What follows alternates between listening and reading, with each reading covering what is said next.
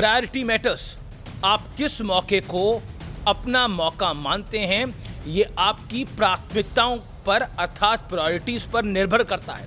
जिम्मेदार लोग जिम्मेदारियों को प्राथमिकता देते हैं, महत्वाकांक्षी लोग महत्वाकांक्षा को प्राथमिकता देते हैं। जाकी रही भावना जैसी प्राथमिकता होगी उसकी तिन तैसी। थोड़ा पलट दिया है मैंने। किसी को देश की पड़ी है, किसी को कुर्सी की पड़ी है, तो कोई एक बड़ी जीत को तरस रहा है। सवाल सबसे बड़ा ये खड़ा है, किसकी प्राथमिकता सही है और किसकी प्राथमिकताएं विकास की राह में रुकावटें बन के खड़ी हैं। प्राथमिकता पर जीवन निर्भर है, प्राथमिकताओं पर ही देश निर्भर है, राजनीति तो होगी ही।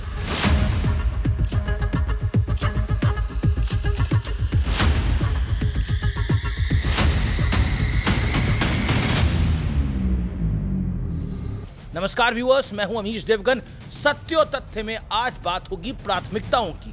आप बोलेंगे अमीश देवगन कोई नया ज्ञान लेके आया है। कोई ज्ञान नहीं है जी, सीधी सपाट बात है, डायरेक्ट बात है और वो भी दिल से है। प्राथमिकता तो ये होनी चाहिए थी कि कर्नाटक के सीएम और डिप्टी सीएम उस वक्त एयरपोर्ट पर मौजूद रहे थे जब जर्मनी के चांसलर बेंगलुरु पहुंचे थे। यही कायदा भी कहता है और संवैधानिक जिम्मेदारी तो ये चीख चीख कर कहती है। जब कोई head of the state Delhi के अलावा भारत के किसी राज्य का दौरा करता है तो उस राज्य के हेड यानी मुख्यमंत्री और राज्यपाल उस विदेशी मेहमान की अगवानी करने के लिए एयरपोर्ट तक जरूर जाते हैं। लेकिन कर्नाटक में तो नजारा ही अलग था। विदेशी मेहमान बेंगलुरु पहुंचा जबकि सीएम और डिप्टी सीएम मैसूर लैंड हुए। देखिए, विदेशी मेहमान जर्मन चांसलर बेंगलुरु में था और वहां के सीएम और डिप्टी सीएम कहीं और थे। आप सोचेंगे क्यों वो वहां क्यों गए? क्या उन्हें पहले से इस बात की जानकारी नहीं थी कि बेंगलुरु में जर्मन चांसलर पहुंचने वाले हैं? आप खुद ही सोचिए, जब मैं प्रोटोकॉल की बात कर रहा हूं तो ये कैसे हो सकता है कि सिद्धारमैया और वहां के डिप्टी सीएम यानी डीसीएम डीके शिव कुमार को इस बात की भनक तक नहीं थी, जानकारी ना हो। लेकिन वो दोनों बेंगलुरु वाले जर्मन मेहमान को अधिकारियों के जिम्मे छोड़कर मैसूर पहुंच गए, क्योंकि मैसूर में बड़े सरकार यानी कांग्रेस के असली हाईकमान श्रीमान राहुल गांधी जी तमिलनाडु से लौटते वक्त ट्रांजिट पर थे, थोड़ी देर के लिए थे।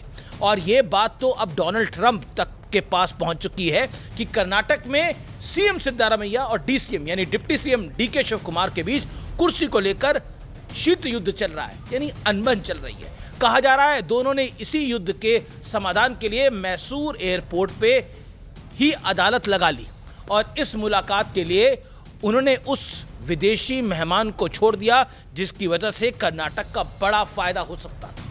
फंडिंग, इन्वेस्टमेंट, गुड फ्यूचर, अच्छा फ्यूचर, रिलेशंस और ना जाने क्या क्या।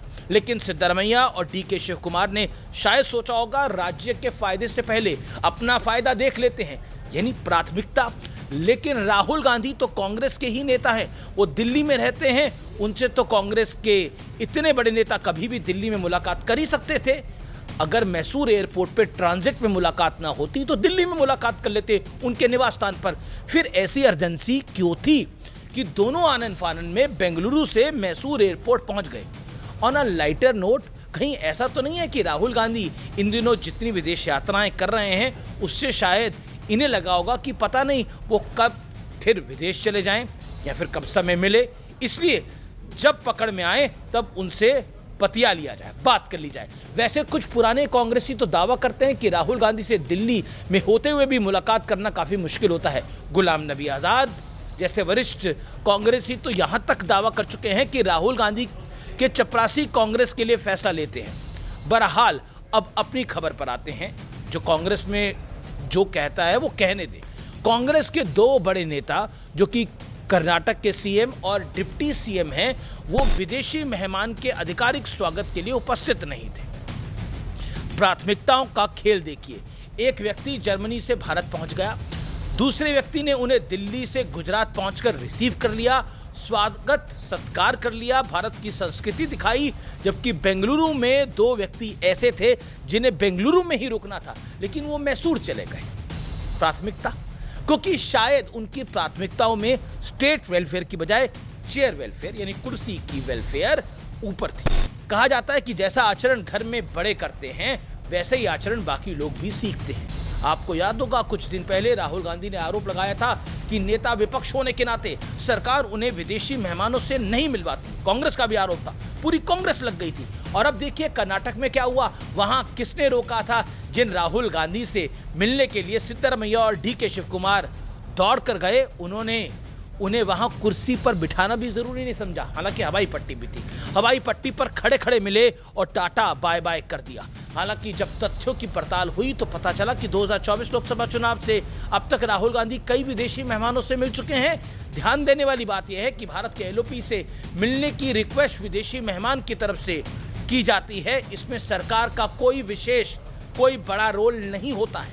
यानी सनसनी फैलाने के लिए कुछ भी कहो, किसी भी तरह की गलतफहमी फैलाओ, झूठ बोलो, लोगों को भड़काओ, ऐसे कैसे चलेगा? नहीं चलेगा, कतई नहीं चलेगा और चल रहा भी नहीं है, क्योंकि देश की जनता को पता है कि किस पर यकीन करना है और किस पर नहीं। इस बात का सबूत सबसे बड़ा यह है कि जनता चुनाव में किसको जिताती है। काठ की हांडी बार बार नहीं चरती। ये लोग ऑपरेशन सिंदूर की बात करते हैं तो सेना के शौर्य की नहीं, राफेल क्रैश की बात करते हैं। जब देश में नए राफेल आ रहे थे तब ये चौकीदार चोर है का हल्ला काट रहे थे, नारे लगा रहे थे। जम्मू कश्मीर से 370 हटाया गया तब ये लोग खून की नदियां बहाने का दावा कर रहे थे।